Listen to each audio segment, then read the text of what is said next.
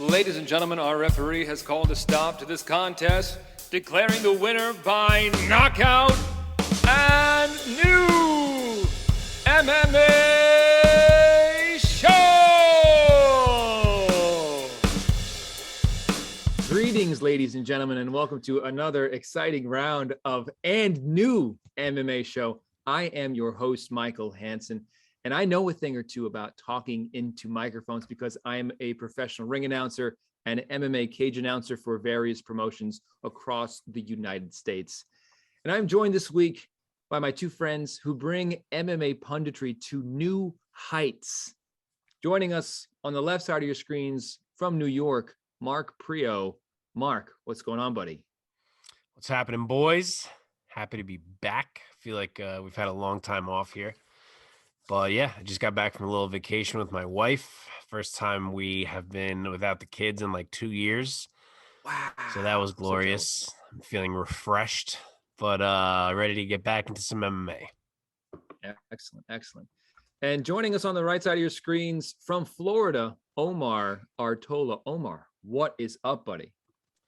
Doing well. I just finally had my 5-year anniversary with the wife. Hey, being together, congrats. not married. That's one so far. We're good on the one. But yeah, 5 years together. So we did some celebrating this past weekend and had a good time. That's nice. That's nice. My 9-month-old is going through his first tough cold, his first tough seasonal cold. Yeah, so not fun. He's gonna get through it, but it's not fun for you.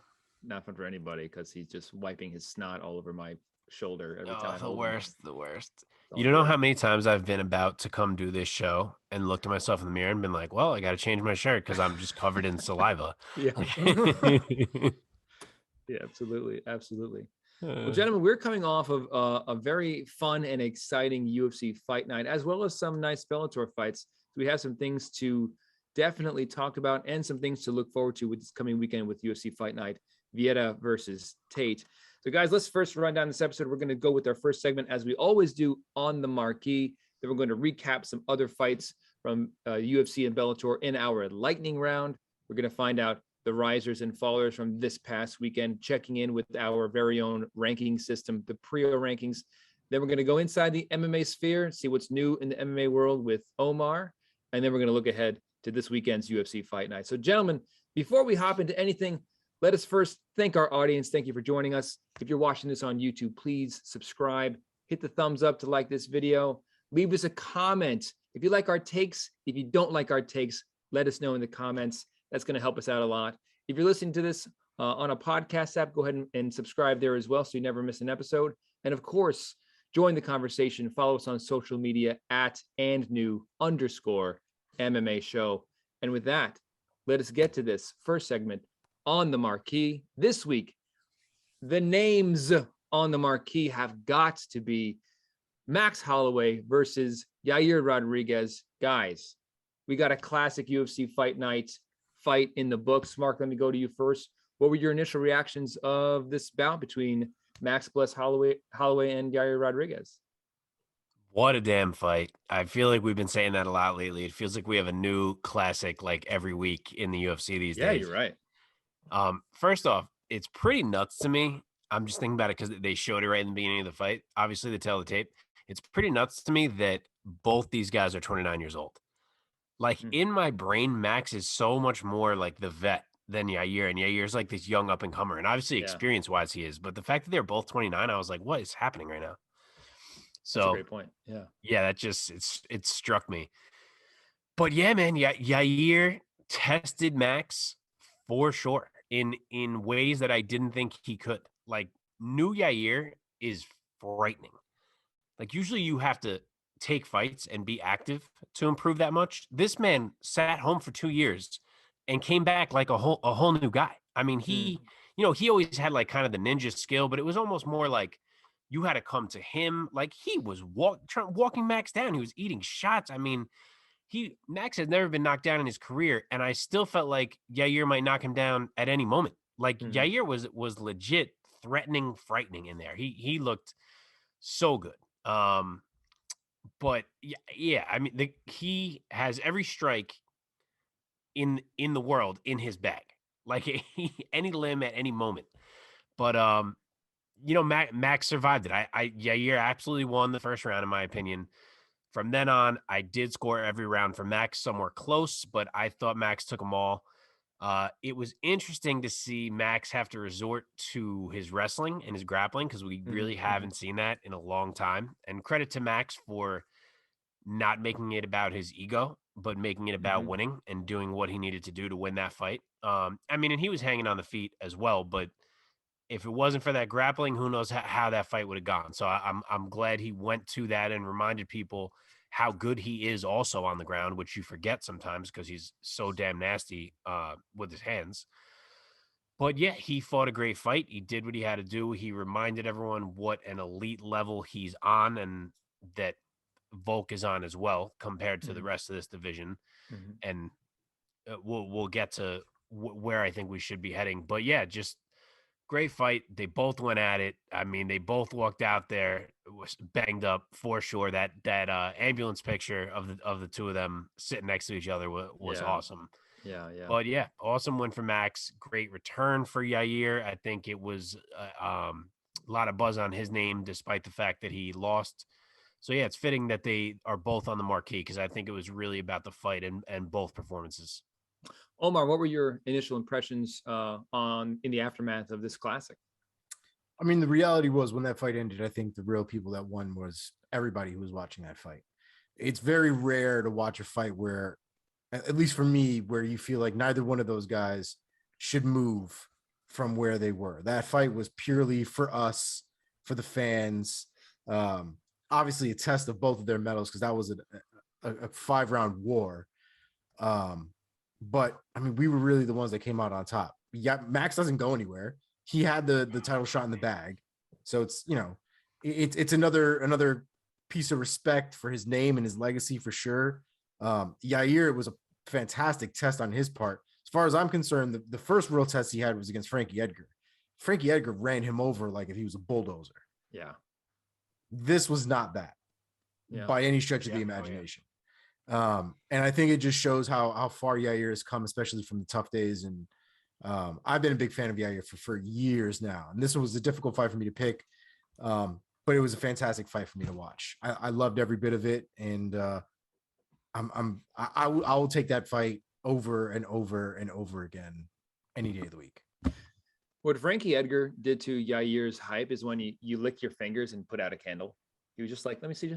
There you go. It's it's you ever seen that? So well said. You ever seen Hitch? When Hitch just slams into the train and the whole train just goes everywhere. That was pretty much that. I can't think of the part. But yeah, I remember after that fight, it was literally like, well, Yair's never going to do anything. Like it was right. It's over. The hype train's over. Yeah. But he's come back, man. And of course, he had that unbelievable fight with the Korean Zombie that ended with one of the most spectacular knockouts we will ever see. And Mark, I think you hit the nail on the head. I think this new version of Yair where he's uber aggressive, not just creative and dynamic, but also pairing it now with like this real intensity and this real aggression. I'm watching this fight and I thought, geez, this guy, if he didn't happen to run into the greatest featherweight of all time on this night, he could have beat anybody in the division. I agree with that. Like, and even you mentioned that zombie fight, he was losing almost that entire fight. He obviously he wins it in insane fashion in the last 1 second of the fight, but he was losing almost that entire fight. And he was the more defensive fighter in terms of, strikes thrown were probably similar. I don't know off the top of my head, but I just mean Zombie was more leading the dance and he was more reactive. Mm-hmm. And that's kind of how Yair has always been. So yeah, like you said, to see him come out like this and be this aggressive and, like he always had, he was always a ninja, but to have that ninja be walking at you with all these weapons, you don't know what's coming at you. It's like, it's a different ball game. Yeah. The one thing I will say that still gets me frustrated about Yair is his inability to stay controlled when you're walking a fine line. He didn't have like this leeway to just be taking crazy risks in that fight. And he was doing a lot of flipping and a lot of crazy actions that led him to be on the bottom of a grappling match with Max when he didn't need to be in those moments. Really? I feel like he only did that in the 5th round. No, he did that in a couple rounds. And it wasn't a lot. It wasn't like it wasn't a lot. It wasn't a lot. But in a fight where you're fighting Max Holloway, where the rounds, frankly, were pretty close. For me, I think the 5th round was, I want to say the 5th round for me was the closest one. But I did have Max winning 4 rounds to 1. Yair had the first round. Great. Two was fairly close as well. 3 and 4 were like very clear Max. Yeah. And it just, with fights that are that close, Max knows how to make the difference, how to set the tone apart from his opponent. And I think Yair still hasn't figured that part of the game out yet. I don't know if that really factors into the way that he fights. But it's definitely something he needs to focus on, because that's, I think, really where the tide turned, because the fight on the feet, especially, I think was very competitive. But once you start taking into all these different factors on how you're going to win the fight, that's where I think Yair started to lose that battle. I mean, I'm looking at Yair's record, and it's interesting that he fought Jeremy Stephens right before Max Holloway. And Stephens is not ranked, at least in the UFC rankings, in terms of the top 15. And right before that, he fought Korean Zombie. Before that, he fought Frankie. So just looking, let's talk about where does Yair go from here first before we get to Max Holloway.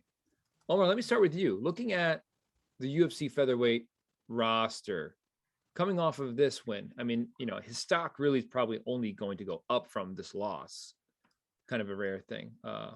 But he doesn't have the deepest resume. He doesn't have he doesn't have a ton of fights. I think he's like 13-3 or something like that as a pro. 13-3. Hasn't fought a ton of guys in the featherweight top 10 or, let alone top 5. So there's a few names out there. Who would you like to see him go up against next?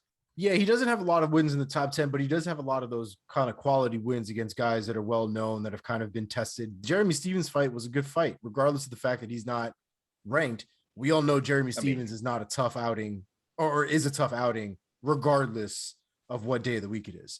And he had to go through it twice. Regardless of how the first one ended, there was still a fight that happened, just didn't finish. And then we picked it up in the second one, and Yair was able to put in work. So he has a lot of skills, and especially with the time off, I think this is one of those situations where he used the time off to his advantage, worked on things that he wouldn't normally have the time to work on.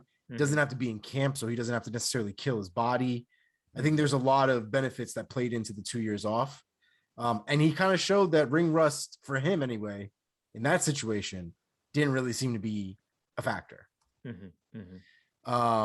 With that being said, like I said, I didn't really think they really should be moving up or down or anything like that. I think they sit perfectly where they stand. I think Brian Ortega is still not scheduled, having come off of the loss recently. So I would love to see that fight personally. I think that's another great test for Yair. They're both coming off of a loss at this point. I think it's a fantastic fight.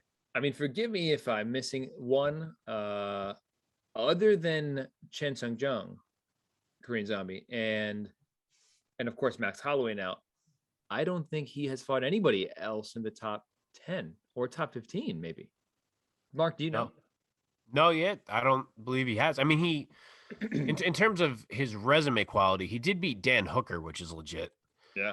Back when Hooker was a featherweight, so don't forget that one. But your point is well taken, that he's a weird one to evaluate, because it's like, okay, he beat, if you take the big names that are on his resume, he beat Hooker, like, I don't even know, 5 years ago, when Hooker was in a weight class he probably shouldn't have been in. His other big names are getting smoked by Frankie Edgar, losing almost an entire fight to Zombie only to KO him at the very end, and now losing in like impressive fashion to Max Holloway. So it is a very strange resume to try to evaluate. Like, there's nothing to like fully hang your hat on there with Yair. Right, so I do get that. But yeah, there's a million fights to be had. The reason he hasn't fought so many of these guys is because he doesn't fight. Like, you look back, he's fought obviously now once this year. He never fought in 2020. He fought twice in 2019, but it was both Jeremy Stephens, because they had the no contest and then they ran it back. Once in 2018. Like, the guy, he rarely fights. He's had his issues. So hopefully we're going to be past those now and he can get moving. And yeah, Omar said one of the names I was going to mention. There's a few names at the top of this division who you could match them up with any of them, and it would be great. You could go Ortega. It'd be freaking awesome. They're both coming off a loss. It makes sense. You could go Zabit. I still don't think they've booked Zabit after he announced that he is returning, and they've tried to book that fight like 4 times in the past, and it never worked. So we could do that now. That would be awesome.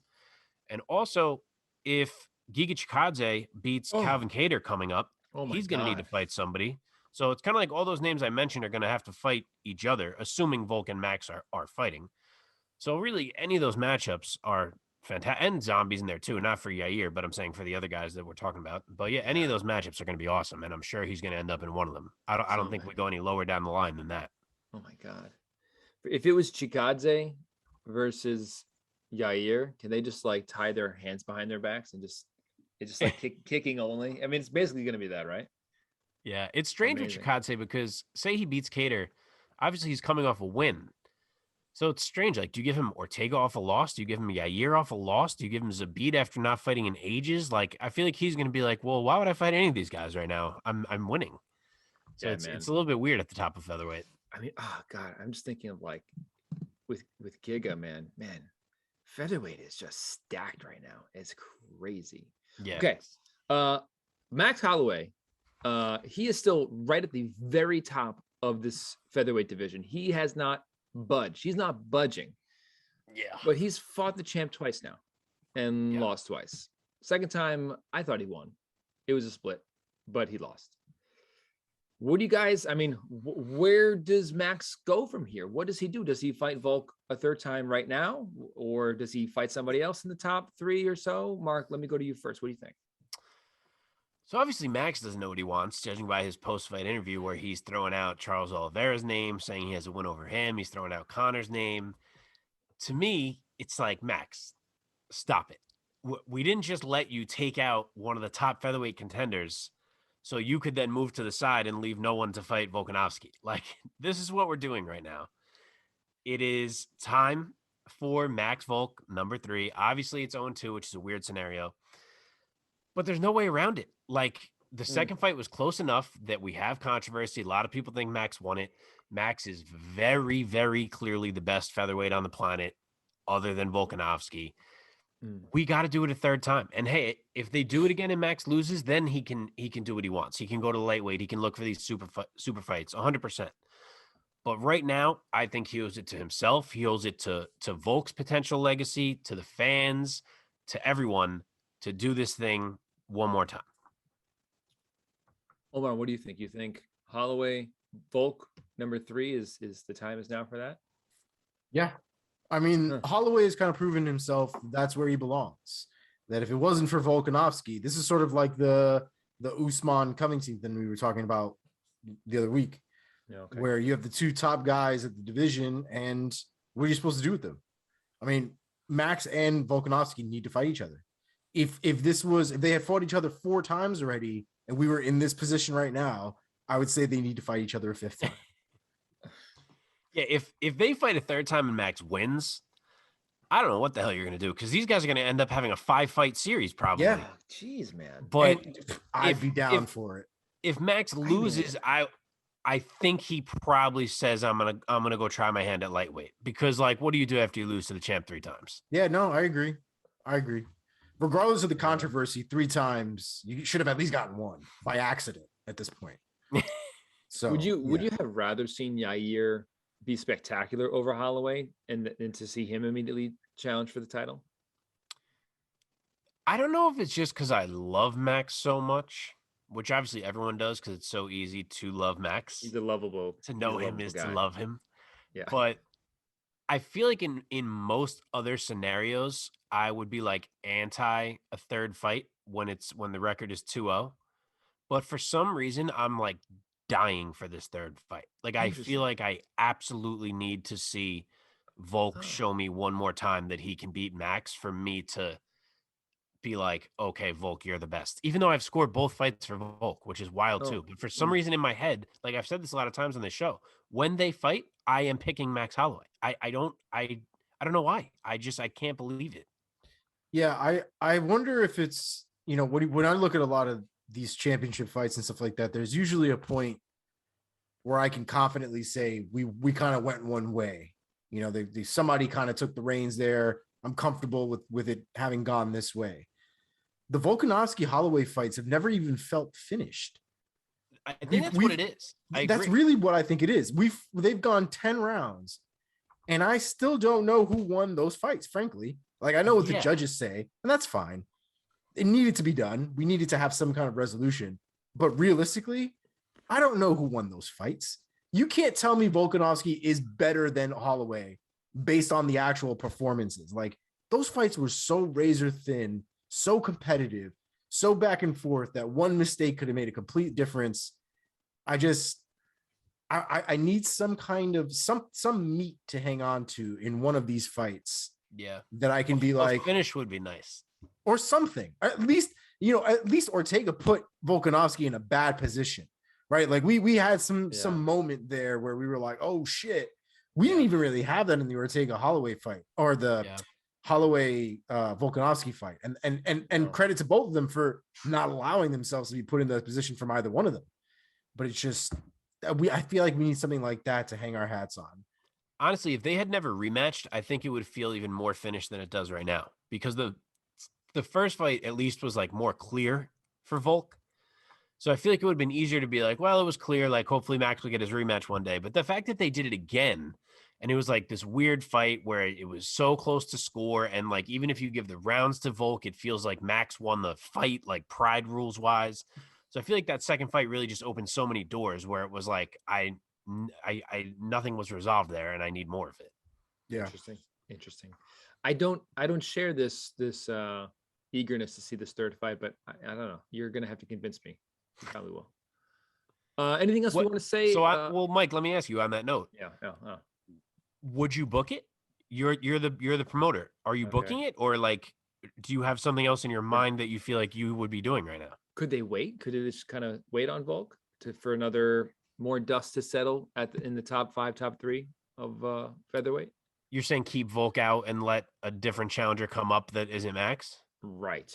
I mean, if Volk was willing to sit, but I feel like I also think not. You're gonna have Holloway at your front door ready to fuck you up if you don't give him this title shot at this point. He doesn't even seem like he wants it, dude. But I think he does. That's part of it. I hope, man. I saw an interview with Volk where Volk was like, yeah, man, like, Max, if you want it, like, I'm here for you. Let's do it. Let's do it a third time. But like, I'm not feeling like you want it. The UFC's not really telling me that you want it. Like, I don't really get what's happening here. It has to happen.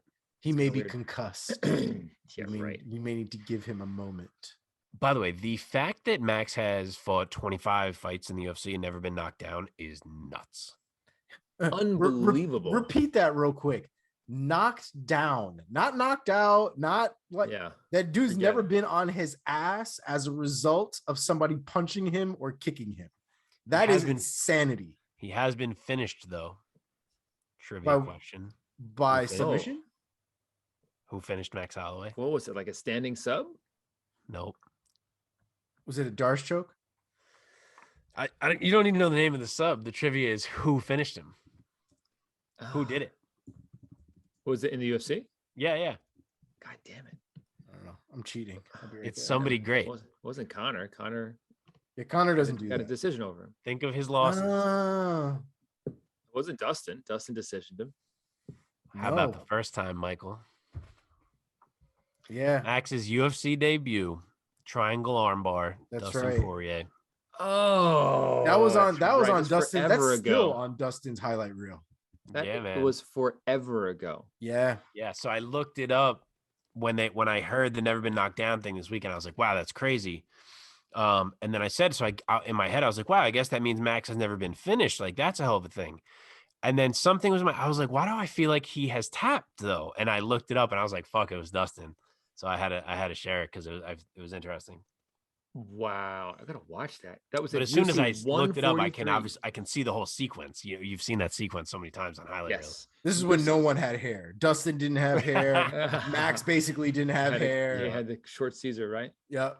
That was at UFC 143, which was the main event of that card was Diaz versus Condit for the interim welterweight belt. God, I remember that. That was in February of 2012. Honestly, though, what a That's all. super uneventful main event that ended up being. Was kind of sad about it. Yeah. Yeah, man. Yeah. Well, let's see. Who would Hey, have real believed quick. you if you told someone that night, hey, these guys, Holloway and Poirier on the prelims are going to have better careers than Diaz and Condit? Yeah, that's crazy when you think about it that way. Poor Condit, man. Condit deserved better. I don't know what do you happened mean? there, but Yeah. What do you mean deserve better? He won that fight. just no. I mean, just in general, like his Career-wise. like the overall career. Yeah, man. I don't know. My love of Carlos Condit is well documented on this podcast. So Yes. I feel like Condit should be walking around with, I don't know, Burberry shoes and whatever other fucking crazy nonsense they have nowadays. he doesn't seem like that kind of guy. He seems like a pretty stoic yes, but guy. I want him to have the option. I don't know what his bank account looks like. I want him to have that option, that if he wanted to get Conor McGregor stupid, that he had the option to. Yeah, But he doesn't. He doesn't. not. I know. Certainly He does doesn't. not. You're right. I feel sad that He Condit sells probably coffee. he's probably gonna That's like be a coach at Jackson Wink for like until he's 50 or something, and then kind of He literally sells coffee and sponsors jeans. that's what he does on the side. That's little sponsor Those hustles. are his incomes. If he lived in I'm Florida, I would absolutely take private sessions with him. I'm sure he coaches No, probably. and does like personal training and has clients and stuff like that. I'm sure. Dude, Does that's it. classes, That's an seminars, easy like $150, $200 an hour at least for a for session. privates. Yeah. For privates. If he probably travels around Albuquerque, travels around the South doing like seminars. That's good money, man. That's Those are real good money. thousands. Those are a couple $1,000s for the seminars. Like I fucking know. Oh my god. Well, they give everybody has to Talking pay out of my usually, like, ass, but yeah, well, people usually pay like $100 for a seminar. for That's sure. like a person. I'm sure. Yeah. I'm sure it's a nice little chunk of change. It seems to be that way. All right. Let's anything else you guys want to say about Holloway versus Rodriguez before we move on? I mean, that one What has was to a get chalked- balloon? That has to get chalked up to one of the most legendary fights we've seen. I mean, it's just so good.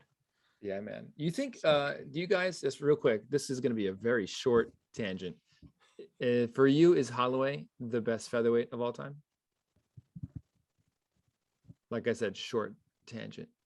No, this could be an episode that we could fill with this debate of featherweight, but there's so much. Yes. I conversation will. happening. I have to keep it short, so I will answer with, I think. I'm gonna commit a bit more, and I will say yes. Okay. I will say yes, because if it wasn't him, it would have been Jose Aldo, and he beat the shit out of Jose Aldo twice. So, But Volk beat him twice. See, MMA match. well, yes, he Here we won. go. He beat Max decisions, but he didn't beat the shit out of Max Holloway. Volk needs to be around more to enter that conversation. He hasn't been here long enough. You don't think he has entered the conversation yet? I mean, it's fine, entered, but I'm saying to be argued against Aldo and Max, he has to be around more than he has been, in my opinion. Here's a question: is Conor in the conversation for featherweight? Yes, 100%. You think he is? Okay. I For feel what, like there's featherweight honestly. GOAT? Yeah. Well, No. also I feel like there's an unwritten rule in the universe of MMA media that you have to find a way to invoke Conor McGregor's name in any episode.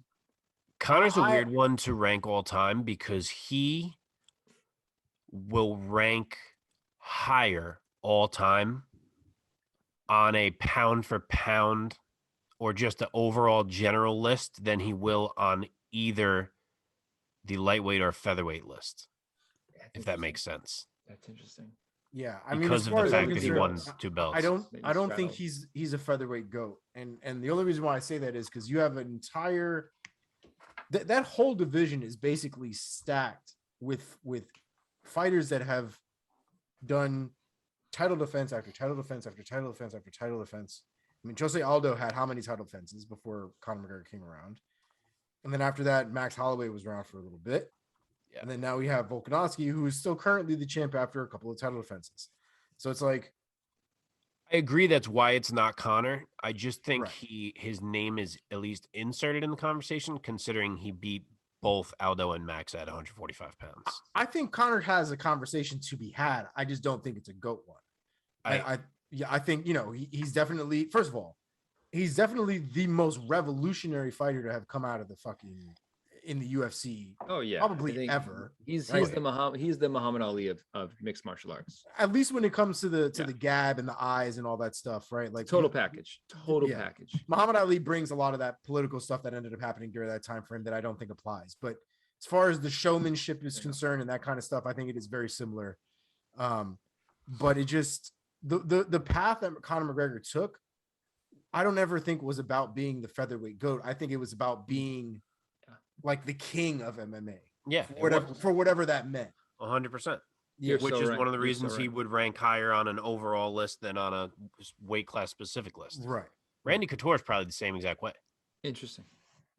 Straddling light, heavy, and heavyweight. Yeah.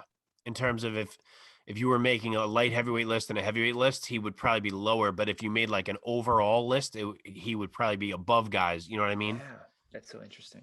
Other lists that you could put him on, literally the most exciting UFC run ever. Oh God. Ever. Yeah. Oh, I mean, yeah. Ever. I mean, he's the standard. Dude, he had people. I mean, Wild Wings were packed for miles for fight nights. Fight nights. For free events, dude. Conor's run was like nothing we've ever seen. It was it was my first UFC event live. Was a Conor McGregor fight. He changed it. He changed it up for everybody. He made it a new level of amazing. Which event was it? The Seaver fight, McGregor versus Seaver in Boston. Oh, nice. Wow, that's right. I was at that too. No way. You were there? Yeah. You guys. Did we know this? I don't know. Probably not. I don't think I told anybody. Like I went with my friends because we did it last minute, and then I took my car and I drove up there for the weekend, and that was my first event. Yeah, I was there. It was crazy. It wasn't my first event, but it was crazy. Seaver. Let's see. That was in 2015. I gave £1 to Lorenz Larkin that night. Mike, do you remember Sean Knoll from Apple? He had like a Dune tattoo. He was really into MMA. Sean Knoll. Yeah. No, doesn't ring a bell. I'll have to show you a picture later. But I went with him and one of my buddies. But he was another guy at Apple that worked at Grand Central that I used to talk to about MMA all the time. Cool, man. Yeah, the Conor thing is, I mean, I know we got to move on, but just one sentence. The Conor thing is tough to explain to people who've only been watching MMA, kind of, even if they started like when Conor beat Eddie Alvarez, or like, so they saw like one good Conor and then he kind of went downhill. Like, people who have started watching MMA in the last however many years love to say like, oh, he's overrated, blah, blah, blah, blah. And you can't like make them understand the run that occurred without them having been in it when it occurred. Like the ease that he was dispatching these people, who each time people were like, nah, he can't do that to this person. And then he would do it again and again and again. Like, it can't be described. It cannot. It was very much a you had to be there kind of thing. Yes. Well, the reason why I was able to bring these things up is because we have a comparatively shorter agenda tonight compared to previous episodes. But that being said, let's hop back on this train, guys. And the rest of these fights from UFC Fight Night, Holloway versus Rodriguez, let us throw these into our lightning round. As well as some of the fights from Bellator 271 from this past weekend. With that being said, boys, let us jump into this lightning round. First up, Marcos Rogerio de Lima, round 1, TKO over Ben Rothwell. Omar, I'm going to start with you on this one. Dude, how fast are Rodrigo de Lima's hands? I don't know if I was just forgot about it, was ignorant to it, if it was new, but holy crap. This man's hands were lightning fast. I don't think Ben Rothwell even knew what happened to him, but his legs went out. It was a fantastic stoppage. I think no, actually that's a lie. It was not a fantastic stoppage. Herb Dean needs to get his shit together. For all the things I love about Herb Dean, the man needs to make a decision. Either the fight is done or it's not done. If you touch a fighter, it's done. Just let's call it. let's be done with it. But this indecisiveness is going to get somebody really, really, really hurt one day, and I don't want it to be. Not the best moment. Mark, Rogerio de Lima, round 1 TKO, took about 30 seconds for him to get Rothwell out of there. What's your take? Fully agree. Herb Dean, stop touching people. Like, do not go in there unless you are ready to hug and end the fight. It's happening way too often from him lately. It's not a great sign. But also fully agree. I don't know where this hand speed came from for Rogerio de Lima. Is out of the clear blue sky. Okay. I mean, mind blowing. But that fight was like a perfect picture of why MMA is as unpredictable as it is. Because you have this guy who's like a middling light heavyweight who never really like does anything impressively in De Lima, and Rothwell, who's like the perfect like litmus test of heavyweight for so long. And the random guy just dusts him in 30 seconds. Like I still can't believe it happened. Rothwell was like my anchor on like 3 different parlays because I didn't even consider he could lose that fight. And of course, bye-bye Mark's parlays. At women's featherweight, Felicia Spencer defeated Leah Letson by TKO via punches at 4 minutes and 25 seconds of round number 3. Mark, I'm going to start with you again on this one. Spencer over Letson TKO. What's your take? Yeah, we don't know exactly what Letson is, but I got to give Spencer her credit. She is always there for the grind, for the fight. And because of that, because of how good her chin is, because of her size and the way that she can grapple, she's just able to keep so much pressure on her opponents. And that's her usual route to victory. And it was again here, just awesome pressure throughout until Letson broke. Omar, Spencer TKO's Letson in round number 1. What's your take? Yeah, round number 3. She has great pressure, but it just, to me, it looked like Letson was just in a fight that she didn't really belong in. There were a lot of opportunities I felt like for her to counter and to kind of change the trajectory of the fight. And I think she just got either overwhelmed by the moment, potentially overwhelmed by Spencer herself. But Spencer's hands are not fantastic as far as I'm concerned. No. She has fantastic pressure though. And I think that's what gets everybody off of their game, puts them on their back foot. And like I said, Letson looked like she was just uncomfortable, but she does look like she would generally be a better striker than Spencer is, but it didn't really matter with the pressure and the takedowns. It was all Spencer all day. In the welterweight division, Chaos Williams getting it done in round number 3, TKO over Miguel Baeza. Omar, I'm going to start with you. What did your take? Chaos Williams getting it done by TKO. Oh, this one hurt your boy. This one hurt your boy. You guys know I like me some Miguel Baeza, man. But I gotta say, the naked leg kicks were pissing me off. Yes. They were pissing me. If I was in class throwing naked leg kicks like that, they would beat the shit out of me for it. For those who might not know, real quick, I know it's our lightning round. For those who might not know who are listening or watching, what is a naked leg kick? So basically a naked leg kick, normally with leg kicks, you want to quote unquote set them up. So you want to basically distract the opponent from noticing that your leg kicks are going to land or that you're throwing a leg kick. You usually want to put them in with a combo or throw a jab first or something like that. But very rarely do you want to just throw a leg kick or start off a forward momentum or a forward combination with just a leg kick. One of the reasons why is because the leg kick, especially once you've done it enough and the person's got your timing down, leaves the rest of your ass exposed. Okay. Which, if you watch that fight, Miguel Baeza's hands were up, but it doesn't matter because everything, your forward momentum, all your weight is in your leg that's hitting Chaos. So now once you've crashed into Chaos, now you have no balance. And so now Chaos was able to throw a right hand, whether it landed flush or not, the impact was there. Miguel was off balance. He goes on the ground and Chaos murders from there. Cool. It was a position he shouldn't have put himself in to begin with.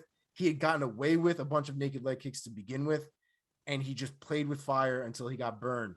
And it's upsetting because the kid has the tools to be very, very good, but he's got to make better choices. That fight IQ, it's got to go up. Even though we are in our lightning round, I thought that explaining that for any listeners or viewers who might not know would be interesting and valuable. But let's hop back on the lightning train. Mark, Chaos Williams getting it done, TKO over Miguel Baeza. What's your take?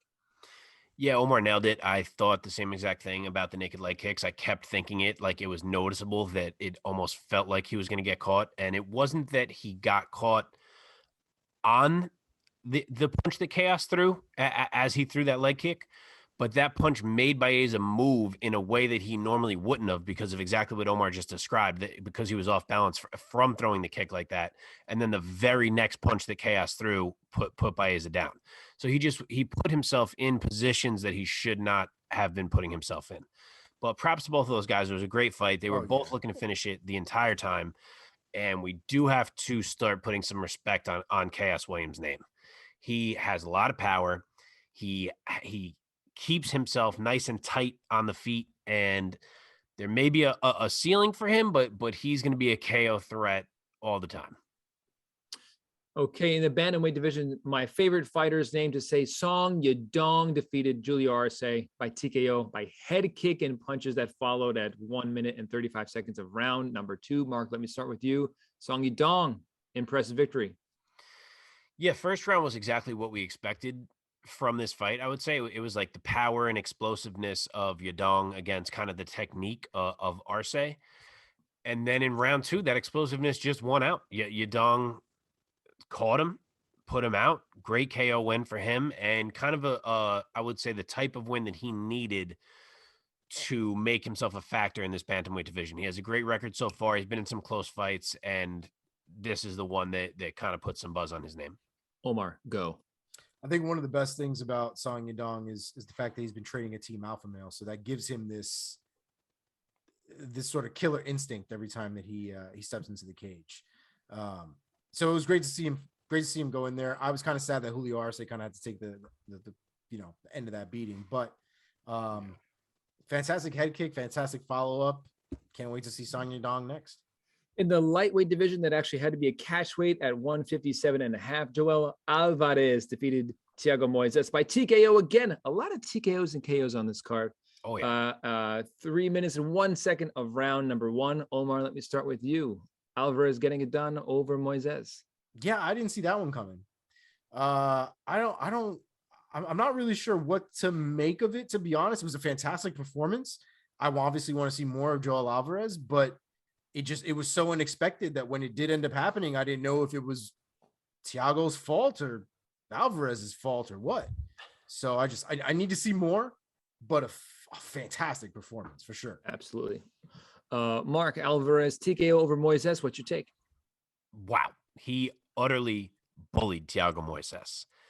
And I did say last week when I was previewing this fight, I don't remember exactly what I said, but I said that the size was going to be a huge factor, and that I thought Alvarez was a live dog, and that is certainly what came to bear here. The size was so significant, but he has a blend of striking and jiu-jitsu that obviously we've seen in prior fights that are going to make him a real problem being that size. He just has to figure out how to make weight.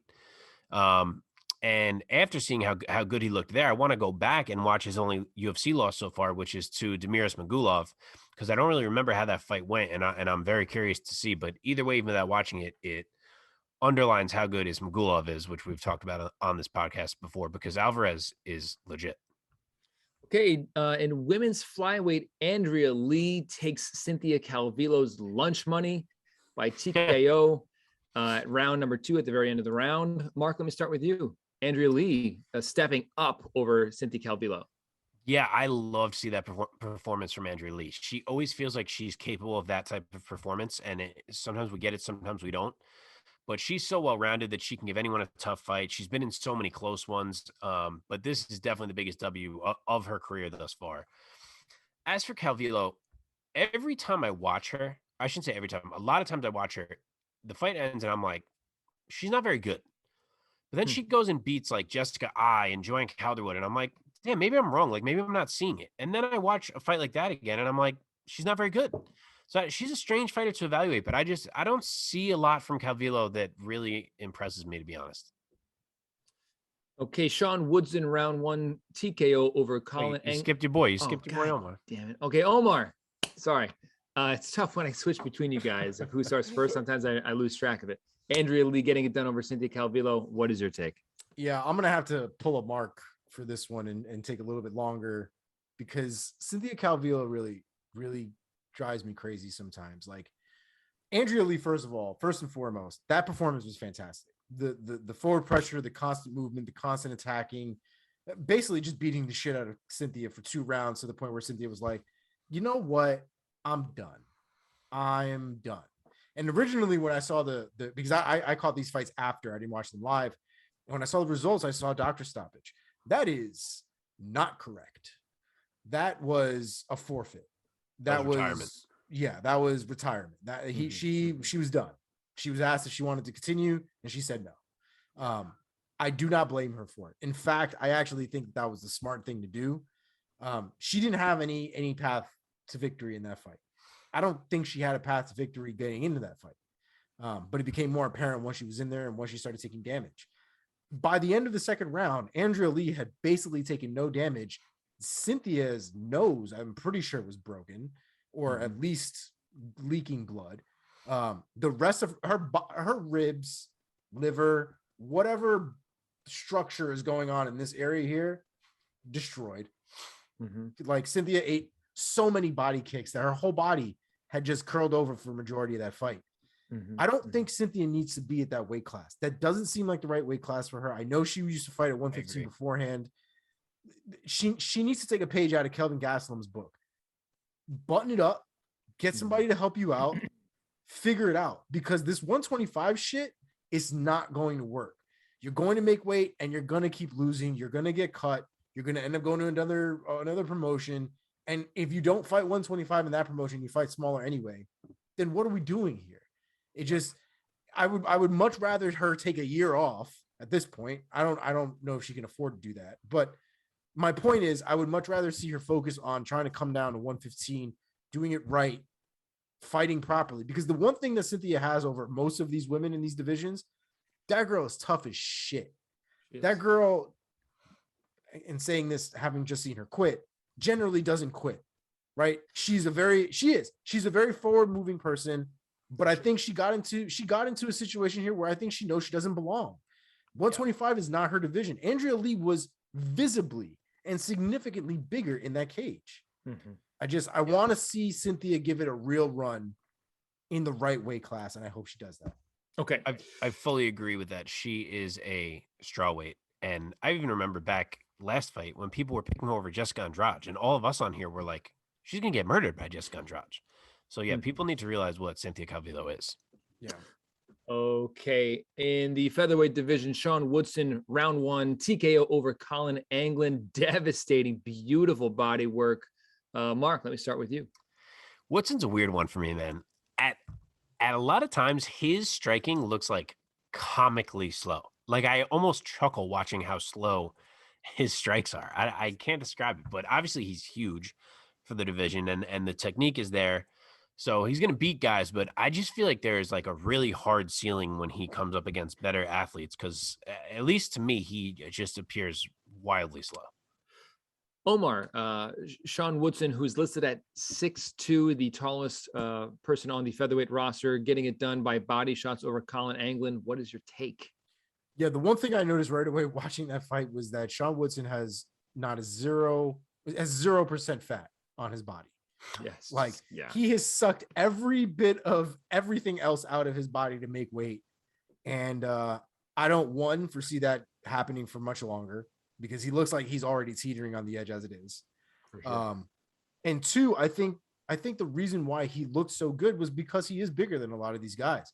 His body shots were disgusting. Like his boxing was pretty damn good that fight, but I don't know how effective that would be with guys who are also 6 foot, 5'11". Not many guys, in featherweight. Right. But if he ends up having to move up in weight class, I just don't know if the same kind of thing translates to a higher weight class. But for right now, definitely a fantastic performance. I would agree with Mark that I'm not really sure how far he goes in featherweight, but if he gives me that, I'll at least watch and have a good time watching. His nickname is the Sniper. He should change it to like the Slender Man, because that's what he is. At featherweight, for anybody who knows. Mark, take it Woodson over Anglin. I gave it already. God, I suck tonight. I should just keep it the same every time. I want to. I make it fair. I like making it fair and like changing who goes first, but then I lose track. Yeah. Sorry. Okay. Courtney Casey, unanimous decision over Liana Joju. I love Liana Joju simply because of her name. It sounds like a beautiful, like ancient poem in like 2 words. Liana Joju. Mark, take this one. Well, your ancient poem got cut today, so I know. So much for that. But yeah, Casey put it on her from the bell. Her striking looked really good. There just wasn't really anything Jojo was able to put together to keep Casey off of her. So Casey was really just kind of able to tee off for the whole fight and clearly won the decision there. Omar, Casey over Jojo, take it. Casey put on a clinic of fundamentals. There was nothing more ridiculous than what it was. It was just fundamentals that were put on at the highest level. Jojo's just missing weight and then putting on a really lackluster performance. Not really surprised she got cut. Okay, in the lightweight division, Rafael Alves subs Mark Jacasey in round 1. Mark, go first again. Yeah, Rafael Alves is a bit of a lunatic, huh? He's like a Michelle Pereira light, but that guillotine was instant death. Jacasey was tapping immediately. So great finish for Alves. And unfortunately, I think we can say at this point that Mark Jacasey, who's now 5-5 in the UFC, is not going to deliver on the hype that he had when he came in. He may hang around and he'll beat some guys, but he's not going to live up to what people thought he may have been. He would have been a really cool guy if he had gotten huge in the UFC because he's so recognizable with the red mohawk and the look. It looks like he's got a great physique. Omar, take this one. Alves subs Jacasey round 1. What's your take? Yeah, that was a crazy performance. That finish was just so wild. I mean, by the time he got subbed, he had already been knocked out, I feel like twice, like leading up to that moment. I think he got head kicked and then he got punched in the face. And then he got grabbed into that submission. It was a bad night for Jacasey, and it happened super, super quick. And I feel bad for Jacasey. Like you said, he had a lot of hype coming in. I think he knew he had a lot of hype coming in, and it just has not been the run for him. Okay. Light heavyweight. I love saying these guys' names. Da Un Jung, round 1 knockout over Kennedy Nzechukwu. Mark, what is your take of this big knockout by these big boys?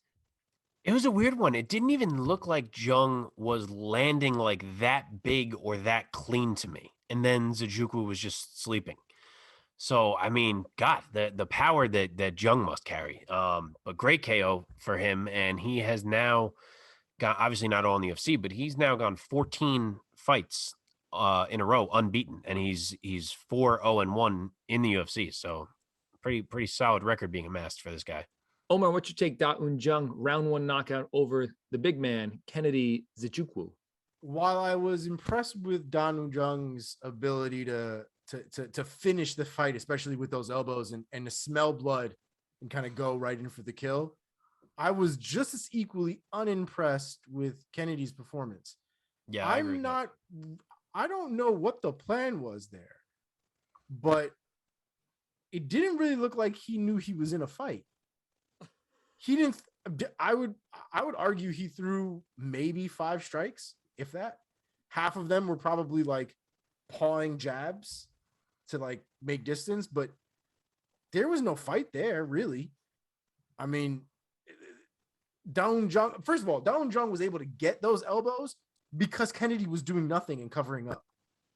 There was literally openings because there was no attack from Kennedy going forward, and so Da Un Jung was like, all right, I guess I'll just throw some elbows here. I got nothing else to do. And it was a very odd fight, but I don't understand what the game plan was. And I don't really know where he goes from here. To me, that's one of those performances where I'd be like, you gotta go figure that out somewhere else. You can't bring that over here to the UFC. Right. Well, I mean, you can never count Nzechukwu out, man. He's got such big power at light heavy. I agree. He had won 3 in a row before that, so I doubt he's going anywhere. That performance was just so. Oh, I agree. It was weird. Just bad. It was bad. It wasn't even competitive. It just it almost seemed abusive by the end of it. Yeah. I don't know. Okay, I let's hope move there's this something lightning better. round. Let's move this lightning round now into some fights from Bellator 271 from this past weekend. In the main event, Chris Cyborg, round 1 knockout over Sinead K.O. Kavanaugh, who got KO'd. Omar, let me start with you first on this one. Cyborg KO's Kavanaugh. What's your take? This was classic Cyborg. Basically just walk forward. Kavanaugh didn't have any kind of response answer for her, and Cyborg slept her. Mark, Cyborg KO's Kavanaugh. What's your take? Yeah, Cyborg did what Cyborg does, add another KO to the resume. Obviously, Kayla Harrison was there in attendance, which was interesting. They teased it a bit. It's kind of feeling more and more like that's where we may be headed, which would be awesome. In the meantime, even if that's not materializing right away, we, of course, still have Kat Zingano, who's hanging out in Bellator, who Cyborg did mention herself. And that would be a fun one. So we may have a couple relevant Cyborg fights coming up, which would be awesome. Okay, Linton Vassell, split decision over Tyrell Fortune. Mark, let me start with you. What's your take? Vassell over Fortune? Yeah, so this was a very close fight. Vassell won round 1, and then the next 2 rounds were both like tales of 2 halves. Fortune won them early, and Vassell won them late. So they could have arguably both been scored either way, but I do think Vassell won the fight overall, so I'm glad he got the nod. And his grappling is so good that it should really be no surprise that he's having this success since moving up to heavyweight, because it's always kind of been a division that's like bereft of grapplers. So it's not shocking that he's doing so well here. And honestly, I kind of want to see him matched up with Czech Congo next. I feel like that'd be a fun clash of styles. Absolutely. Omar, what's your take with Vassell getting it done, split decision over Fortune? Yeah, it's definitely a close fight. You could argue it could have gone either way. The nut shots I thought were kind of crazy, especially the fact that they both ended up getting hit in the nuts. But yeah, I think it was a fantastic performance from both. It was definitely a grueling fight. I was tired just watching the fight. But it'll be interesting to see what comes from Vassell. You got what comes from Vassell in the future. Okay, in the Bellator featherweight division, Aaron Pico, bright star in Bellator. He gets it done over Justin Gonzalez by unanimous decision. Mark, let me go to you first. Pico getting the win. I love to see Pico do well. I really want this guy to eventually deliver on all the hype and be who it feels like he could be. He's such an offensive juggernaut. He can do it all. He really showed off his wrestling in this fight. His body shots are so devastating all the time. He can keep a crazy pace, which he proved now that he can do for 3 rounds. He hadn't gotten to a decision yet to this point. My only critique of him is that I still feel like his chin is just out in the open a lot, which I wish we could rectify, because I feel like it has caused him problems before, and I feel like I still see it. So I'm nervous it's going to cause him problems again. But either way, great win for him. Glad to see him on this big win streak that he's on right now. Omar, what is your reaction? Pico getting the win over Gonzalez. Yeah, kind of the same. I've wanted good things for Pico ever since I kind of saw him jump into the scene. He's had his ups and downs, a lot more ups recently, which is nice. But yeah, this was the first decision that we've seen him kind of go to. He didn't melt the guy automatically. We got to give credit to Gonzalez, because Gonzalez was eating a lot of shit in that fight. It definitely took Gonzalez, through the fire, and Pico kind of had to give him 100% the entire time. But the way Pico fights, he lets the foot off the gas a little bit. That gives Gonzalez a moment to kind of get back into it. So credit to Pico for being 100% 1 through 3. And it was a great fight. I'm really interested to see where Pico goes from here, to be honest, because I think we all expect him eventually to get to a title shot. But when he gets there and how he gets there, I think is just so interesting. And he just seems to be doing so well now that I kind of hope that streak continues. Nice. You never know with Bellator, because they love the slow roll. But obviously we're already past that point with Pico, because he's fought guys before. But it kind of feels like to me we've hit that point again where he's going to be fighting a name in his next fight. At least I hope so.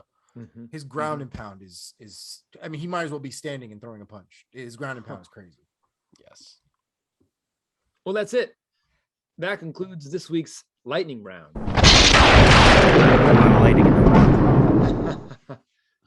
Or a lot of rounds of lightning. Not sure. So in terms of the aftermath of this past weekend's UFC Fight Night, Holloway versus Rodriguez, let us quickly now turn and get the update from Mark Mark Priaulx, update us on your very own Priaulx rankings ranking system. Who has risen and who has fallen on the heels of UFC Fight Night Holloway versus Rodriguez?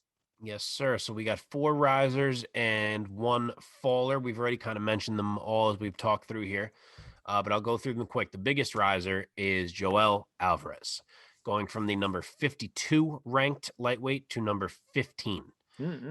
Just a monster victory for him. He's 19-2 in his career now. He's 4-1 in the UFC. He just dusted Thiago Moises, who Islam couldn't even beat that quickly. Again, his only loss is to Damir Ismagulov, who continues to move up my rankings because we're finding out all these dudes that he beat are actually nasty. But yeah, Alvarez just needs to find ways to consistently make weight, and he will be a factor. Next move, Andrea Lee. Had her as my number 15 women's flyweight. Now have her as my number 5. It's a big move. That division is impossible to rank. Like after the top, say 4 girls, you could take the next 10, put them in a hat and pull them out in any order. And it's like, yeah, that kind of makes sense because they all have wins over each other. They all have losses to each other. It's honestly impossible to rank. But for me, I kind of went on, I valued recency of result a bit more. So for me, Andrea Lee jumps all the way to number 5. But either way, huge win for her. Next one, Rafael Alves from number 74 at lightweight. He was 0-1, hadn't had a win yet. Now moves all the way up to number 43 after beating Mark Chiesa. He lost his debut to, you guessed it, Damir Ismagulov. But he's another guy who may be better than we were able to realize. Last riser, Marcos Rogerio de Lima, moving from number 23 to number 20 at heavyweight. Not a huge jump numbers wise, but it kind of is in terms of the threshold that he crossed by beating Rothwell. He moves to 4-2 as a heavyweight now and probably earns himself a fight with a fairly relevant name after that performance. Nice. The one faller is the man I just mentioned, Ben Rothwell. He goes from number 18 to number 21 at heavyweight.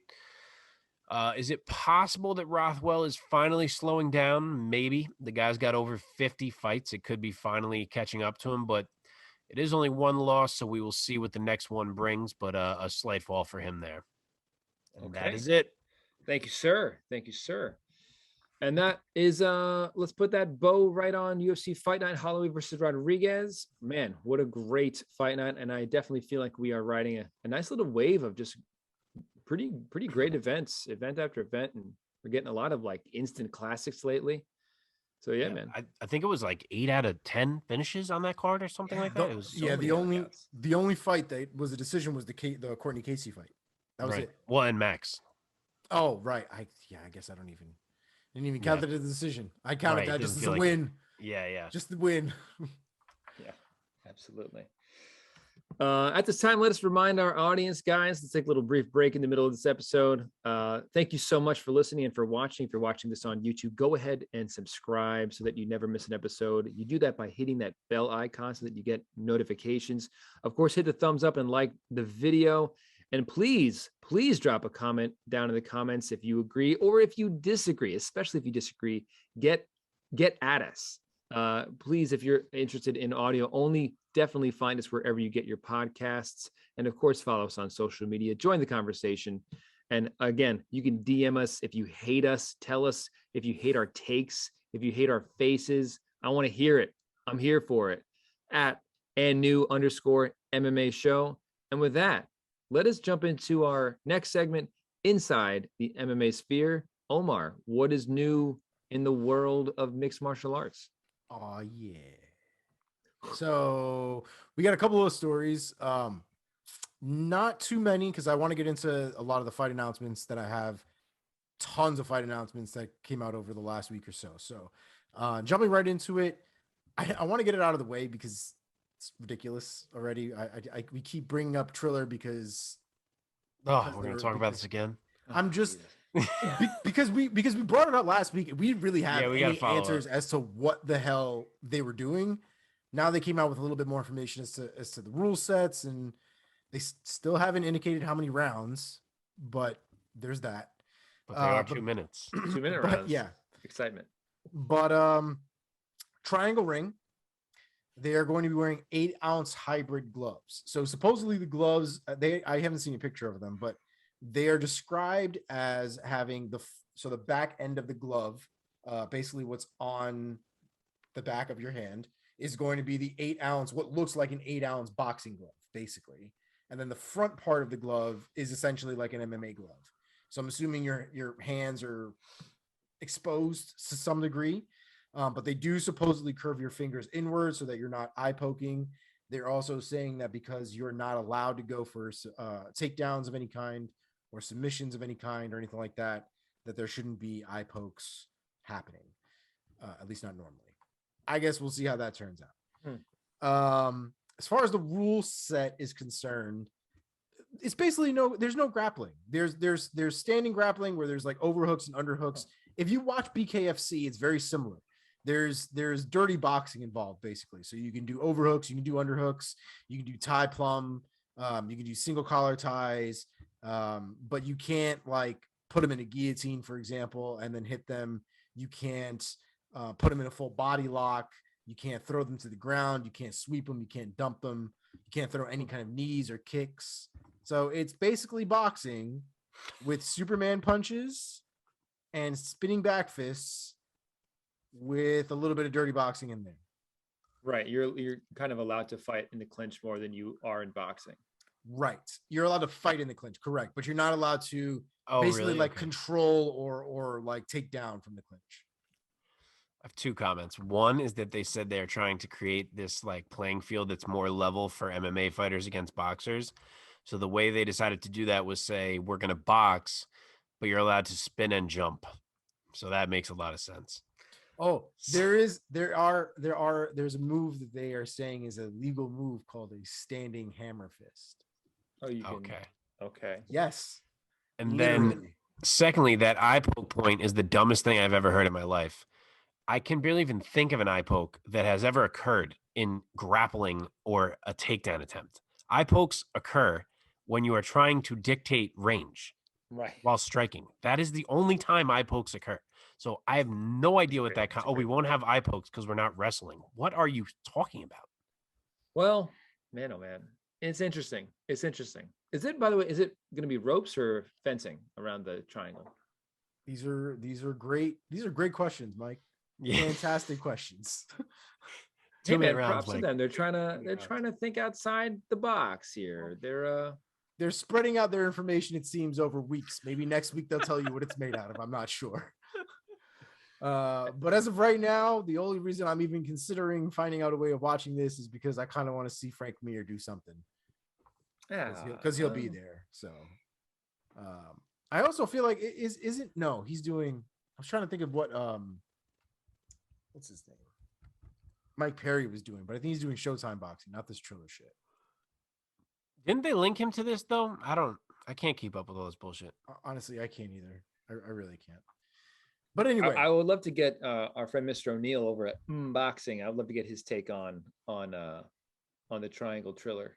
Actually, the triad, triad combat, Mike. Triad combat. It seems like year after year we get more combat sports, more and more entrepreneurs and business people are trying to take their piece of the pie, their piece of the market, and trying to think outside the box in certain ways.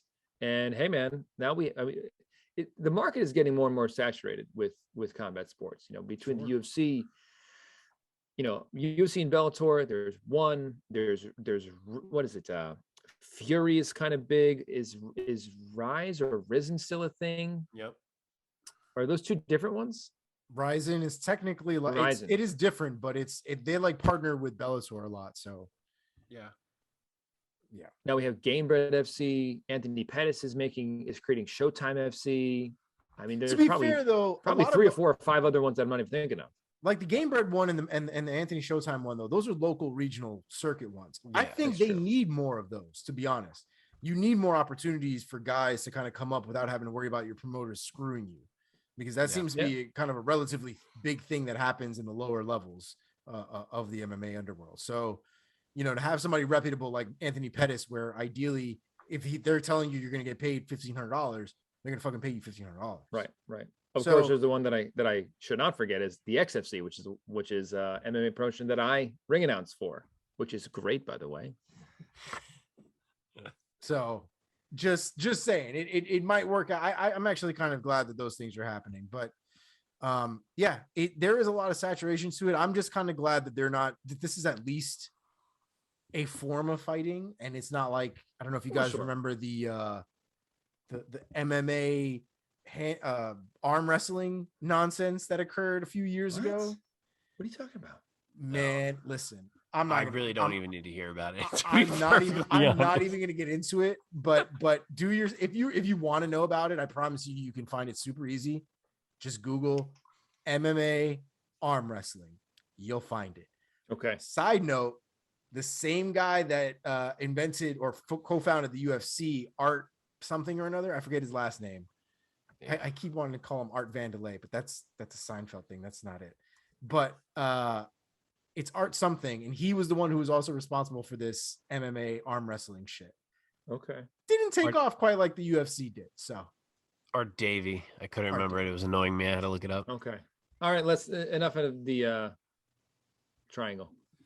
Let's move on. What else you got? What else is in the news? The next one is kind of an annoying little thing. I think we talked about it recently, where Kevin Lee was suspended, where he popped positive for Adderall. Is that stupid? I don't know. Is it? It was more of a clerical issue that they had with it. The fact that he didn't disclose it in his paperwork when he normally does. He even said he fucked up. He forgot to put in the paperwork. And that's just what it was. It just seems like a stupid thing, but it is what it is, I guess, at this point. 6 months he's suspended for, and he has to pay about $16,000 in fine. Oh my God. For Adderall? Jesus. Yeah. Adderall is what college kids take to stay up all night and study and cram. I'm not quite sure how that equates, but God, $16,000 fine. It's rough for that. My God. Yeah. NAC. So let's keep it rolling. The next one, Rampage. Rampage's son is actually starting his pro MMA career this weekend. Oh, wow. His son's name is Raja Jackson. His nickname is The Clone. Right. Raja The Clone Jackson. So that'll be interesting to see, if he's better than his father. I hope he's better than his father. Wow. I heard Rampage kind of talking him up. I want to say when he was talking to Ariel on Ariel's show a couple months back, but you could tell that Rampage really thought he was good. Like you know how Rampage is, like he doesn't just say shit, and you could tell he was really like believing that he thinks his kid could be a problem. I mean, that's fantastic. The thing with Rampage was he had all the talent in the world. That man was he just wouldn't do what you told him to do. You told him he needed to learn wrestling so that he could be the best in the world. Fuck you. I'm not learning wrestling. I'm just going to call you a humper, and then I'm just going to lose the fight, and we're just going to move on. That was Rampage's biggest flaw in his entire career, he just didn't play the game he was in the middle of playing. Whatever. We're not going to get into that. Anyway, Raja Jackson, look out for him. That should be super interesting to see what happens with that. Last on the news list is just a nice little fun tidbit. Your boy Glover Teixeira finally got his parade. Your man got his parade in his hometown. That was awesome. I believe he went back down to Brazil, and he got his nice little parade. So good for him. He got the key to the city as well. Wait, what did you say about Brazil? Is that where he went down? No, it was in Danbury, where he lives. That was the Danbury one. Danbury, Connecticut. Yeah, man, that was the coolest part about it. The guy could barely become a U.S. citizen for so long, and now he's getting keys to the city of Danbury, Connecticut. Yeah, look at that. You haven't driven around in a tractor and a trailer, like one of those. So happy for him. Hay tractor things. That's so cool. But yeah, man, good for Glover, man. Goddamn, that's just one of those stories. You can't help but just feel so happy for that guy that he finally got to where he's at. Regardless of what happens, if he loses his next fight or whatever, like you can't take that away from him. Technically, you know what I mean. All right, well, so I got keep it rolling. All right. Now let's go through our fight announcements here. We've got a few of them on here. Let me know if any of these spark your interests. So Cheyenne Bays Cheyenne Bays is out of her fight against Lupi Godinez, which is happening this weekend. Loma Lugbunmi is now going to be facing Lupi.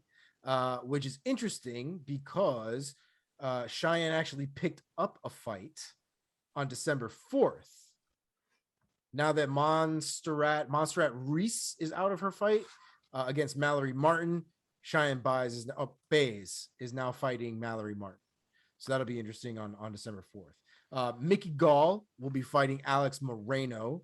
That fight is happening on December 4th, welterweight fight. Augusto Sakai versus Tai Tuivasa. That fight is going to be crazy. Heavyweight fight, UFC 269, December 11th. I believe that fight was rebooked because something had happened with Tai. It was supposed to happen, I believe, this past pay-per-view, right? I think so. Yeah. Anyway, it got rebooked, so we're doing it at December 11th now, so that should be good. Yep. Nina Nunes is out against her fight against Angela Hill, which sucks. Did we know that? We might have talked about it, but I don't think we talked about it on the cast. I heard that. Who is it now? So now it's Amanda Lemos. Oh, right. We did talk about this. Yeah. Versus Angela Hill. Yeah. Might have got harder for Angela Hill. Christ. Yes, it did. December 18th. That fight should also be very, very interesting. It's definitely at this point, I think, kind of do or die for Angela Hill. It might be. Yeah, you know me. I love Angela Hill. I want good things for her, but this is tough order. Tough one. Bilal Muhammad versus Stephen Wonderboy Thompson. Hell yeah. Jesus Christ. If there is not a fight that just makes you jump out of your seat, I don't know what you're looking for, man. That fight is fantastic. A great booking. That one's going to be UFC Fight Night on December 18th, so we don't really have to wait too much longer for that one. It's a fight night? Are they the main event? I'm not entirely sure right now. I don't think they have the entire card booked yet. It'd be cool if that was 5 rounds. I agree. Yeah, man. I agree. Diego Ferreira versus Mateus Gamrot. I know that's your boy, Mark. I didn't see that one. That's a good fight. That's added to UFC Fight Night on December 18th as well. So that card is coming along nicely. Yeah. I would probably assume at this point, with as many fights as they've been adding, by next week we should have something finalized for that specific card on the 18th. Yeah. Punahele Soriano. I've never gotten his name. Is that how I say his first name? I think so. Punahele Soriano versus Nick Maximov. Soriano is a fantastic striker. I love watching that guy fight. UFC Fight Night, February 5th. That one is going to go down. Max Grishin versus Ed Herman. Always good to see Ed Herman in the mix. Mm-hmm. That one's at UFC 271, February 12th. That one's going down at light heavyweight. I don't know when the last time Ed Herman fought at middleweight, but I feel the need to say that. Light heavyweight. He's been a light heavyweight for a little bit now, yeah. Okay. Nasrat Hasparas versus John McDessie.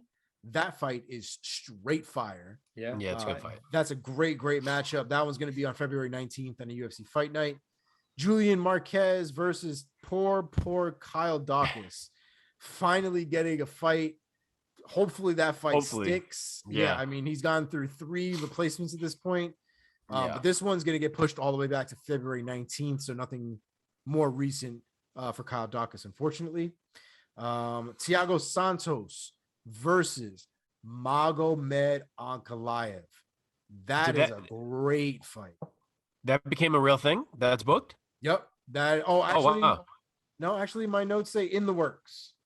It's because I saw the rumor, but I didn't know they got booked. Yeah, it says in the works for March 12th. And I'm wondering if it's just... all right. Well, if it has a date tied to it, hopefully we're good. Yeah, it's a little bit further out, and I'm wondering that's just probably why it hasn't been finalized just yet. The last one on the list, though, is Sarah McMahon versus Carol Rosa.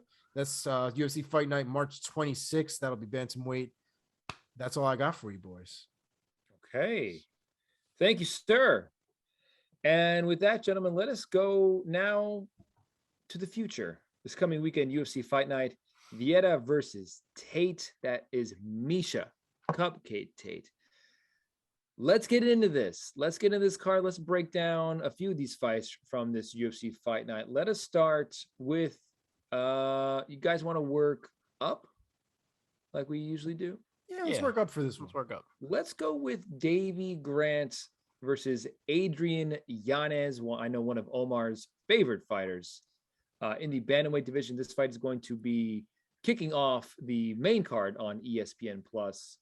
Omar, let me start with you since this is your boy. Davey Grant versus Adrian Yanez. What is your take on this fight? I think it's a great test, to be honest. I think Adrian Yanez, we all know he has the hands, but I kind of want to see what his reaction is going to be to somebody who's going to want to take him to the ground, who's going to want to not play that standing game with him that others have seemed to want to test themselves with. I think if Yanez is able to prove that he's able to keep things off the ground, or that he's just as destructive on the ground as he is on the feet, the sky's the limit for that kid. We got Davey Grant. His 36th birthday is 1 month from today. He is the Brit coming off of a loss against Marlon Chito Vera. Adrian Yanez, of course, coming off that great win in a great fight against Randy Costa. Mark, let me send this over to you. What is your take on Grant versus Yanez? Yeah, sometimes I feel like I'm not allowed to claim love for Yanez because Omar claims him so heavily, but I love this guy too. Yeah, he's so great. Our boy Yanez is really getting his first true test against like someone with veteran standing in this bantamweight division. I agree. I think it's a great matchup. Davey Grant was just in there with Marlon Vera, who's now bordering on title contention. So there's a chance for Yanez to really make a statement here. I see lately that Yanez has been training with Aljo, so that's a great sign, and that he's used to being in there with guys on this higher level, which can only help him as he tries to rise through these ranks here. We could go on forever about how good he is as we have. His timing is just chef's kiss, perfect in there. He catches everyone he's put across from, and while this is a jump, I do think the result is going to be the same. Davey Grant is dangerous. He's dangerous on the feet. He can wrestle. He can take it anywhere, but he is open to being hit. And I don't think that's a tightrope that you should be walking against a guy like Yanez. And I do think Yanez will hit him. I will say round 2 KO. Nice. I like it. I'm going to roll with Yanez, man. I'm going to keep riding this train. I'm going to do round 1 Yanez. Like it. Let's keep it rolling. Joanne Calderwood versus Taila Santos.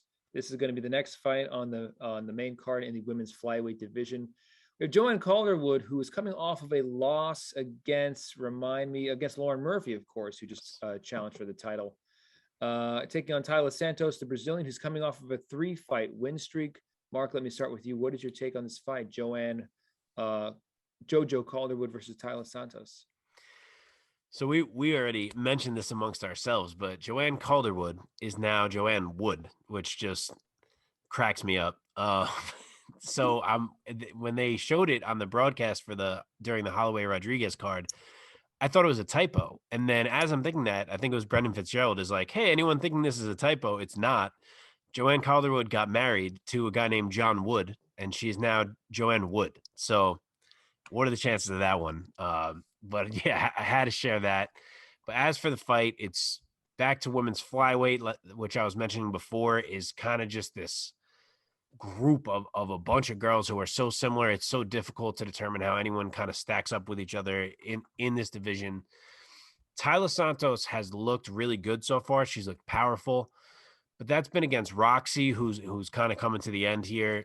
Jillian Robertson, Molly McCann, they're solid, but they're not that higher level that JoJo has been fighting at. Plus, Santos lost to Mara Romero Barella, who just frankly is not that good of a fighter in my opinion. JoJo, on the other hand, has been in there with so many different girls, so many different styles. Almost every girl who's in the rankings of this division. Yes, she's taken some losses, but they're always close. She's always in the fight, and some of them she probably should not have lost. I'm looking at you, Lauren Murphy. I just think she's easier to trust in this fight. I think that her activity and her pace will keep her head on the scorecards. I could certainly see Santos do it. Santos is a huge favorite, which is crazy to me. She's minus 340. JoJo is plus 260. But I'm going to roll with the dog here and say JoJo gets a decision. Omar, let's go to you. JoJo Wood versus Taila Santos. What's your take? This one hurts me because I love Joanne Wood. I love her. I love JoJo. Been a big fan since the Invicta days. The thing right now is specifically with Taila Santos. I think that there's a lot more opportunity for her to win that decision over JoJo. And I say that because JoJo personally has never been great at winning decisions. She's somebody who's, not that she hasn't won decisions, but that's never really been like her goal. Her goal's always been to go forward, fight her fight. If she can do damage, she's going to do damage. She can catch you in a submission, she'll catch you in a submission. Sometimes the mental gets in the way and she ends up, getting her ass beat instead. But she's never been one to purposefully go forward and look for a decision, where I feel like Santos is comfortable staying on the outside, getting those decisions, picking things apart. And I feel like the fight will probably end up going more towards that realm. And so I think I'm going to go with Santos by decision. Okay. That's a tough fight to pick, actually, because Santos, her 18-1. She has not lost quite that many fights. And JoJo, to me, JoJo is always kind of disappointing. I'm always looking to her to win and win so much more impressively so much of the time. She hasn't gotten any kind of knockout or TKO finish in quite some time. As much as I love JoJo, I love that she reps Scotland. That's so cool. I think I'm gonna go with the Brazilian here. I'm gonna go with Santos. I'm gonna go with Santos by decision because JoJo tends to lose by decision when she loses. Exactly. All right, let's keep this thing rolling. Michael Chiesa versus Sean Brady. Quite the step up for the undefeated Sean Brady. Man, this is a great fight. High profile. Michael Chiesa, he's great. Mark, let me start with you. What is your take on this fight, Chiesa versus Brady? This is an awesome fight. I love this fight. And despite the step up, Sean Brady is the favorite. He's minus 165. Michael Chiesa is plus 135. He's undefeated. So close, but Brady's favored. This fight is a huge test for Sean Brady. And I can't shake the feeling that it may be coming too soon. The jump from Jake Matthews to Michael Chiesa is just enormous. Now, Sean Brady has looked great, like really great. The guy can do it all. He looks like a natural in there. He looks like a beast. He's 14-0. He's 4-0 in the UFC. I'm honestly really high on him. I like him a lot. But while we've seen him look great against Jake Matthews and Court McGee and guys like that, we've seen Michael Chiesa look great against Neil Magny, against RDA, against Beneil Dariush. It's just a very different level of competition. And Chiesa is going to have a 4-inch height advantage, a 3-inch reach advantage, which should help him to kind of keep range a bit, to keep himself safe as he tries to close distance, which he will surely be trying to do. And as great as Brady looks like, yeah, he's well-rounded everywhere. He can do everything. I don't know if I've seen enough to be able to pick him here and trust that he can keep someone like Michael Chiesa off of him. So without having seen what feels like would have been an intermediary step before getting to Chiesa, I think I got to roll with Chiesa here. Not to mention, if Chiesa didn't just lose to Vicente Luque, I think he would have been the betting favorite, and I think most people would have been picking him in this fight. Like, Chiesa was on a high one fight ago, and he lost to Luque, and now I feel like a lot of people are like, oh, he's going to lose to Sean Brady. Like, I don't know that I see that. So I am going to go with Michael Chiesa. Hadn't thought about the how. It's only 3 rounds. I will say decision.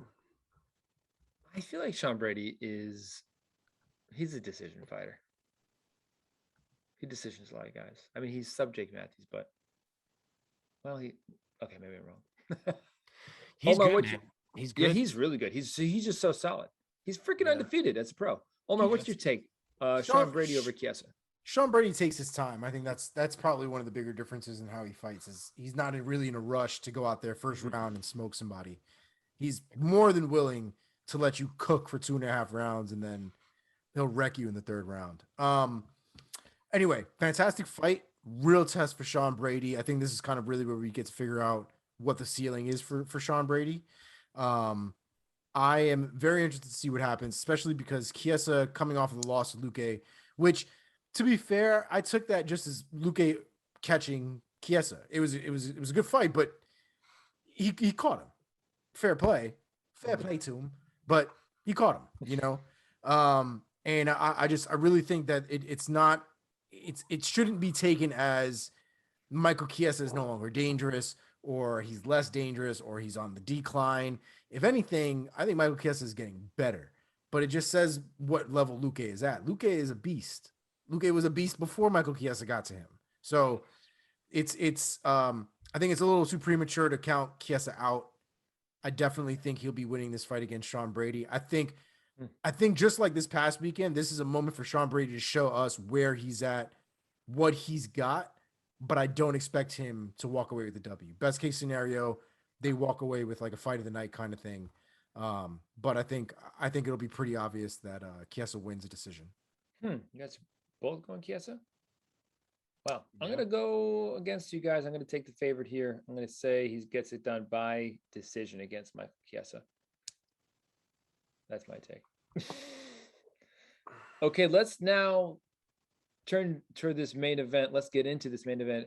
Miesha Cupcake Tate stepping up in the blue corner against Ketlen Vieira, the Brazilian.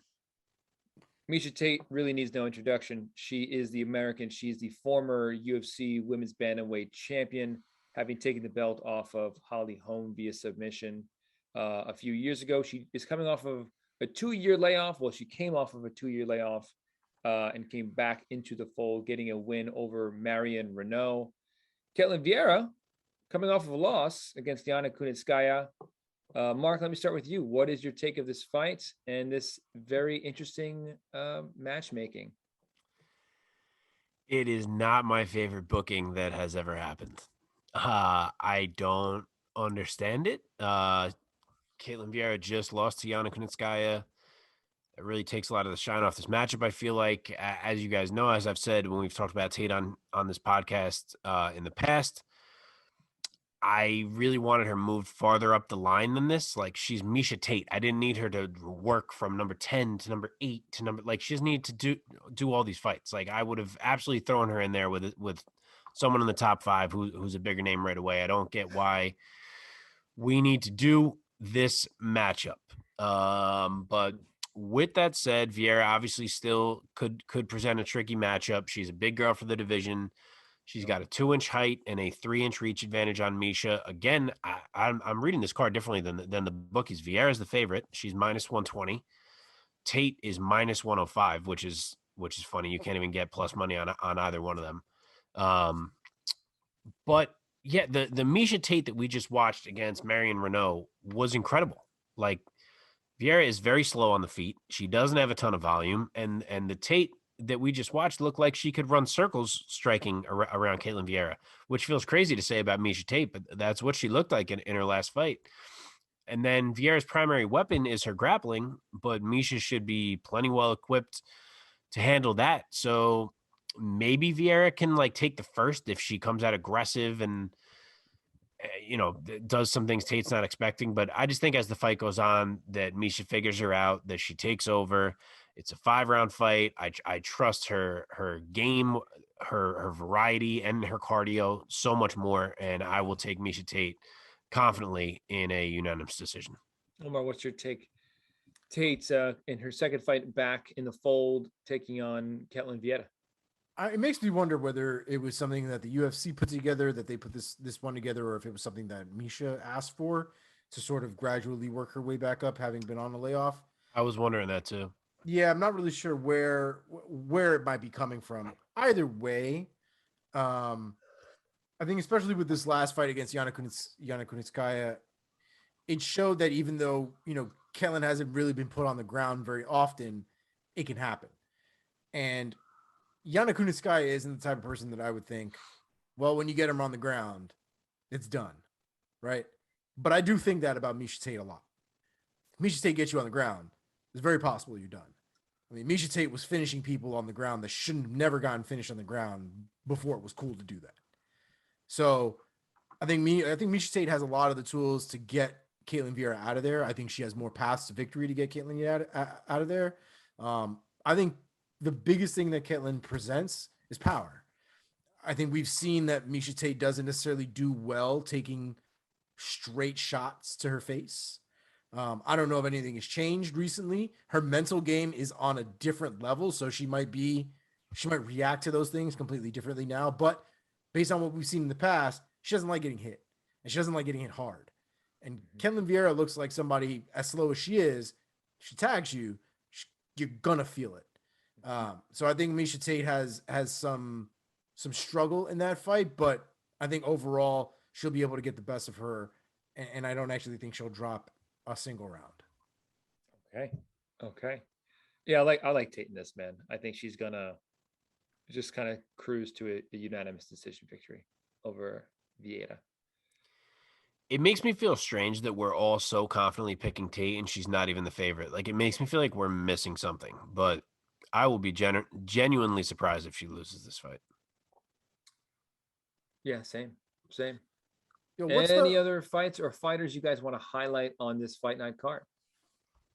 Unless there's anything else you guys want to say about Tate.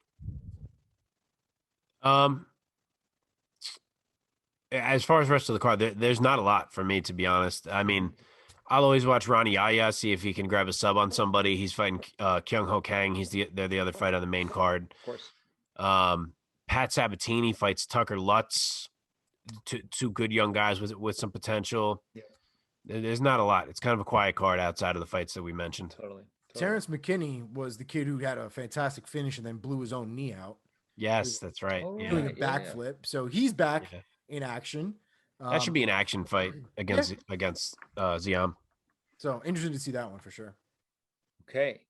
Well, gentlemen, let's put a ball in this episode. Another one in the books. And real quick, ending on trivia, which is now our custom. I've been thinking about this now. I usually just kind of throw it out there of things that came to me in the course of the episode. I should have saved my Max Holloway trivia. Yeah, right.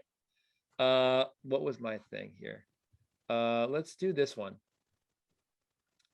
Before she lost her title to Rose Namajunas, the Joanna Jędrzejczyk era at women's strawweight, so not including her title victory, which came over. I'm checking. Which of course came over Carla Esparza. Yes. How many times did Joanna Jędrzejczyk defend the title? Not including when she won the belt? Not including winning the belt. How many defenses did she have? 4? 2. No and no. It's The 3. answer is 5. Wow, really? Yes. I was close. God damn it. After she took the belt from Esparza, she beat Jessica Penne. She beat Valerie Latorno, Claudia how do you say her name? Gadelia. Karolina Kovacevic, and then Jessica Andrade. Dude, and then she she lost to Rose. Melted Jessica 5 Penne. defenses. That was the one where Jessica Penne was all messed up in the face. Yeah. Yes. I mean, you remember it now, but like, I think I guessed low because it's hard to remember that like Jessica Penne fought for a title. Like Andrade came in my head, obviously. Gadelia came in my head. But yeah, wow.